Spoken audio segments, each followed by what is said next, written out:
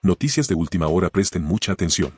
El presidente Daniel Noboa quiere seguir gobernando el país y es la opción del Movimiento Acción Democrática Nacional, ADN, para las elecciones 2025. Noboa fue electo como primer mandatario el 15 de octubre de 2023 tras haberse enfrentado a la candidata del Movimiento Revolución Ciudadana, del correísmo, Luisa González, en las elecciones anticipadas que se desarrollaron en Ecuador después de que el entonces presidente Guillermo Lasso disolviera la Asamblea Nacional al firmar la llamada muerte cruzada, luego de que el Congreso aprobara llevarlo a enjuiciamiento político. Sin figurar entre los favoritos y de manera sorpresiva, Noboa fue escogido por voto popular en segunda vuelta para concluir el periodo que le faltó a Lasso, es decir, 1 año y medio. Y a sus 35 años se convirtió en el mandatario más joven en ganar la presidencia en la historia republicana del país. La campaña electoral estuvo marcada por el asesinato del candidato Fernando Villavicencio, un sangriento hecho que reconfiguró el tablero electoral. El presidente Noboa se inscribió a finales de 2024 para participar por segunda vez en una contienda electoral en medio de una polémica legal debido a su decisión de no pedir licencia para hacer campaña como determina el Código de la Democracia de Ecuador para quien se postule al mismo cargo en una nueva elección. La Corte Constitucional a través de una sentencia estableció que esta elección presidencial no contará como reelección, debido a que deviene de un proceso de muerte cruzada, adelanto de elecciones, para la finalización de un periodo inconcluso. El gobierno ha argumentado que, al no contar como reelección, Noboa no está obligado a pedir licencia para la campaña, pese a las críticas y reparos de juristas a esa apreciación. En su nuevo intento de ganar la presidencia, Noboa promueve el eslogan del Nuevo Ecuador con el que pretende desmarcarse de lo que califica como vieja política. Noboa ha insistido en que un nuevo periodo presidencial le permitirá tomar mejor control sobre la escalada de la criminalidad y la violencia, fortalecer a la fuerza pública en el combate al crimen organizado, superar la grave crisis energética que provocó apagones y malestar en la población y mejorar los indicadores sociales y económicos como el empleo, el crecimiento, la inversión extranjera, entre otros. En enero de 2024 el presidente decretó el estado de conflicto armado no internacional en el país tras el recrudecimiento de la violencia y tensiones entre bandas de delincuencia organizada a las que calificó de terroristas. Nos atrevemos a desbaratar a los grupos terroristas, a los cómplices y corruptos, y a todo aquel que intente poner a nuestro país de rodillas una vez más, precisó Noboa en un evento con militares a inicios de enero de este año. El candidato presidencial busca llegar nuevamente al sillón de Carondelet de la mano de su compañera de fórmula, María José Pinto, una licenciada en arte y diseño que proviene de una familia con una importante trayectoria en el campo textil a través de la empresa Pinto. Daniel Noboa, heredero de un imperio bananero. De 37 años, Daniel Noboa es hijo del multimillonario empresario bananero Álvaro Noboa, que se postuló a la presidencia sin éxito en 5 ocasiones. Noboa logró cumplir el anhelo de su padre al ganar las elecciones en 2023. De acuerdo a la página oficial del movimiento ADN, Noboa inició su trayectoria empresarial a los 18 años cuando creó la compañía DNA Entertainment Group, enfocada en la realización de eventos. Luego pasó a unirse a las filas de la corporación Noboa, el imperio bananero de su padre, donde se desempeñó como el director naviero más joven de la corporación. Antes de ser mandatario, Noboa tuvo un corto paso por la política como asambleísta entre 2021 y 2023. Su periodo fue interrumpido por la muerte cruzada y la disolución de la asamblea. Noboa tiene 3 hijos. Es licenciado en Administración por la Universidad de Nueva York con una maestría en Administración de Empresas por la Universidad de Northwestern. Además, en su página oficial señala que estudió Administración Pública en Harvard y una maestría en Comunicación Política por la Universidad George Washington. Noboa acumula tensiones políticas y diplomáticas. El periodo presidencial de Noboa ha estado marcado por las tensiones con su vicepresidenta, Verónica Abad, a quien ha mantenido al margen de su círculo de gobierno y la ha enviado en 2 ocasiones a cumplir funciones especiales en Israel y Turquía. Actualmente el presidente y Abad mantienen serias disputas por el poder en medio de la campaña electoral y la decisión de Noboa de impedir que Abad lo reemplace en la presidencia mientras dure la contienda. Según el mandatario, Abad ha intentado todos los días provocar su destitución. También su presidencia tuvo un importante traspié diplomático tras la incursión policial en la embajada mexicana en Quito con el fin de capturar al exvicepresidente Jorge Glass, que cumple 2 sentencias por corrupción y que se encontraba asilado en esa sede diplomática. La irrupción armada generó la ruptura de relaciones con México y la condena de una buena parte de los países de la región. Noboa persigue así nuevamente la presidencia en su afán de continuidad y enfrentándose por segunda vez a su fuerte rival, la correísta Luisa González. En más noticias. El presidente de la República, Daniel Noboa, cumple agenda en Riobamba. Allí el mandatario se refirió a las obras que ha ejecutado su gobierno. El presidente de la República, Daniel Noboa, llegó a Riobamba para cumplir agenda. La primera actividad le permitió tener contacto con los estudiantes de la provincia en la inauguración de los Juegos Deportivos Estudiantiles. Los involucra a ser parte activa de un futuro para el país. Y esa disciplina, esa dedicación, esa fuerza, que uno lo aprende desde joven, compitiendo, estando en el deporte, estando en actividades competitivas, es lo que le da esa resiliencia para salir adelante.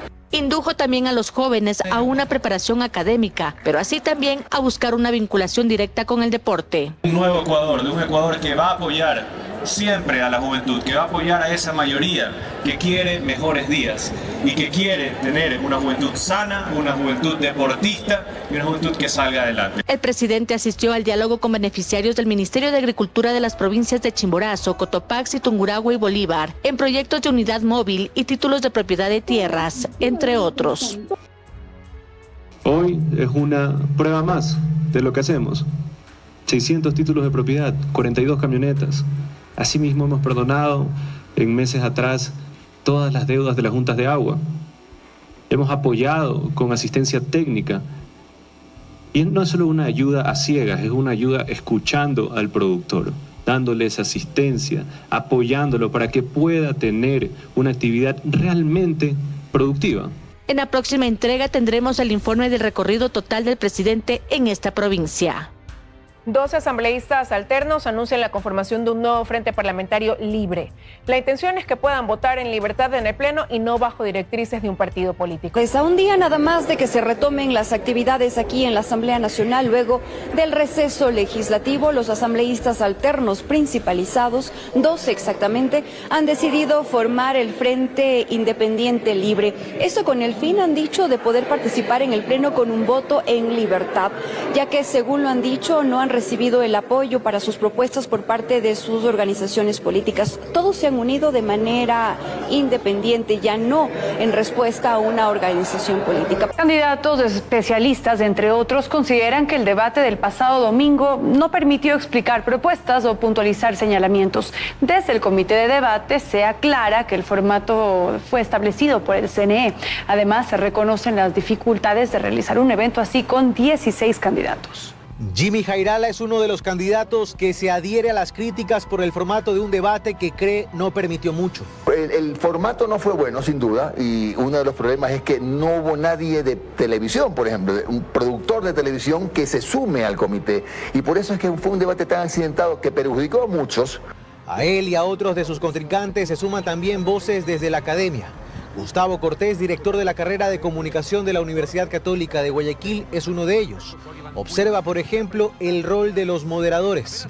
Faltó periodismo, ¿no? Ahí lo que hubo fue dos colegas muy respetables, como lo he dicho, que hicieron su tarea, lo que les pidieron hacer, que es contar los tiempos y dar la palabra. Pero yo hubiera querido verlos a ellos en acción, ¿no?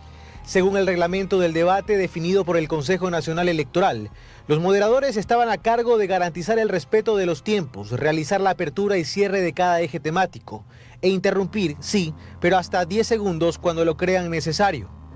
María Gabriela Castro fue parte del Comité de Debates, un organismo ad honorem, que con funciones específicas tuvo que adaptarse al reglamento que ya estaba establecido y al que, aclara, tenían que ceñirse obligatoriamente todas sus propuestas. Ya en el reglamento incluso está la escaleta de el programa como tal. La escaleta a la que se refiere Castro es esta. Aquí constan los tiempos de intervención e interpelación, en algunos casos apenas segundos. Es lo que se decidió para que, en la medida de lo posible, haya igualdad de condiciones para los dos grupos de 8 candidatos cada uno, que es, a su criterio, el problema de fondo en este tema. Si el formato está así es porque eran 16 candidatos y no va a haber formato de debate o tiempo generoso con esa gran cantidad de candidatos. Así que el debate del debate debe ser sobre nuestro sistema electoral. Las reglas del debate en una segunda vuelta ya están establecidas y ahí habrá un poco más de soltura. En todo caso, al final se hará una serie de recomendaciones, asegura, para ir puliendo el formato. Hacer más preguntas, ampliar un poco el rol de los moderadores, tal vez las interpelaciones que sean un poco más libres. Apenas desde 2020 los debates son obligatorios y desde entonces ha significado un desafío encontrar un formato que permita proponer, encarar y explicar en igualdad de condiciones a una lista de candidatos hasta ahora siempre extensa. Y tras la suspensión temporal de la licencia ambiental al municipio de Guayaquil, el Ministerio de Ambiente inició con la transición de los procesos con la Prefectura del Guayas, mientras la Alcaldía de Guayaquil trabaja en el plan de acción para subsanar las no conformidades registradas. El pasado 15 de enero, el Ministerio de Ambiente retiró la licencia ambiental al municipio de Guayaquil por no conformidades presentadas desde el 2018. 7 días después, los solicitantes de los permisos ambientales de la urbe desconocen cómo será el proceso. Alrededor de 4.000 solicitudes de seguimiento ambiental y 50 nuevos procesos deben automáticamente ingresar al buzón de la prefectura desde el sistema SUIA. Aunque la directora de Ambiente de la prefectura del Guayas menciona que ya hay procesos desde el 15 de enero y estos aún no tienen respuesta. El día lunes de la reunión que tuvimos con el ministerio nos dijo, les hemos transferido ya más de 1.300 trámites de registros ambientales y más de 300 licencias ambientales. Efectivamente, en el sistema SUIA ya constan dentro de la prefectura estos trámites, sin embargo, los pagos de tasas están en el aire. ¿Por qué? Jacome resalta que ninguna de las autoridades ha emitido los lineamientos respectivos en temas económicos y en tiempos. Se supone que hasta el lunes 27 tendría el municipio para hacernos conocer y traspasarnos la información. Actualmente nosotros no tenemos esa información por parte del municipio. Por otro lado, Daniela Limongi, directora zonal 5 del Ministerio de Ambiente, menciona que las reuniones que actualmente se realizan es para conocer los procesos que se mantienen pendientes. Por eso las reuniones se están dando dentro del plazo, dentro del tiempo, para que se pueda coordinar y no ver que el usuario se vea afectado lo menos posible. Mientras esto sucede, los solicitantes, sean estos por seguimiento o por trámite nuevo, deben ingresar al Sistema Único de Información Ambiental SUIA y estar a la espera que el trámite sea acogido por la Prefectura del Guayas. En Estados Unidos, Donald Trump anuncia un megaproyecto tecnológico mientras los migrantes viven momentos de terror por las redadas para su deportación. Tras 48 horas de la toma de posesión de Donald Trump, comenzaron en Estados Unidos las redadas para deportar a migrantes indocumentados. Cerca de 14 millones de personas están en riesgo de ser afectadas por estas acciones. En albergues y con una resignación obligada, así se encuentran centenares de migrantes tras el inicio de las redadas en Estados Unidos. Esta es una de las medidas antimigratorias que se aplican desde la llegada de Trump a la Casa Blanca. La abogada consular Teresa Ceballos detalla que como objetivo principal dentro de estos operativos están los migrantes con antecedentes delictivos o relacionados con el crimen organizado. Cuando una persona es detenida, tiene que llamar a su abogado y explicarle la situación porque él va a tener que pasar por una corte. Cuando el juez de la corte da su designio, va a decidir cuántos años de prisión, y la prisión la va a hacer en Estados Unidos, sean 10 o 20 años, y posterior a ello se da la deportación. Un procedimiento similar también se aplica para aquellos migrantes que no tienen antecedentes penales, pero que no están regularizados. También va a ir a un proceso judicial en el cual, si el juez determina que es inocente, podrá mantenerse en los Estados Unidos. Son cerca de 14 millones de migrantes los que se encuentran actualmente en vilo por los operativos, especialmente realizados en estados santuarios como Nueva York,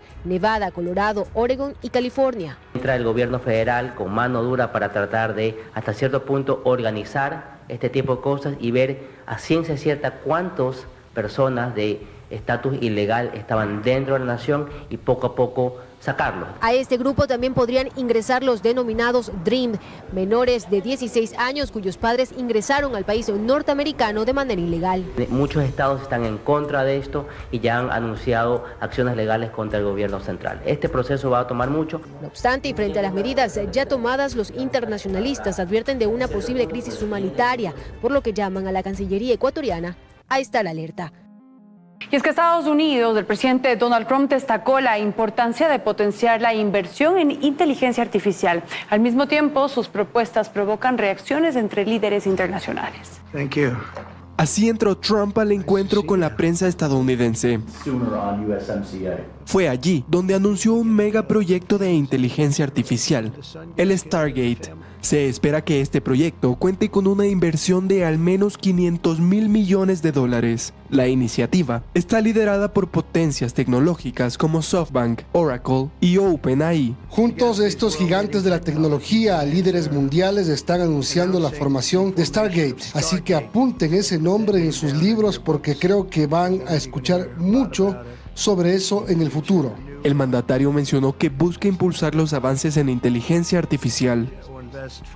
Se invertirá al menos $500 mil millones en infraestructura de inteligencia artificial y avanzará muy rápido, creando más de 100,000 empleos casi de inmediato. Por otro lado, Trump volvió a referirse sobre los aranceles que espera imponer a sus países vecinos. Estas declaraciones provocaron la reacción del primer ministro de Canadá, Justin Trudeau, quien afirmó que su gobierno se defenderá. Menos del 1% de fentanilo que entra a Estados Unidos viene de Canadá. Si el presidente Trump decide seguir adelante con los aranceles, Canadá responderá y todo está sobre la mesa. Otro de los líderes internacionales que se ha mantenido activo durante los primeros días de Trump al mando es el presidente de Panamá, José Raúl Mulino, quien rechaza las amenazas del republicano de tomar control del Canal de Panamá. El Canal de Panamá no fue una concesión ni una dádiva que hizo los Estados Unidos. En una mesa redonda, en el Foro Económico Mundial de Davos, Mulino abogó por buscar soluciones y cooperar con Washington en otros asuntos, principalmente la seguridad.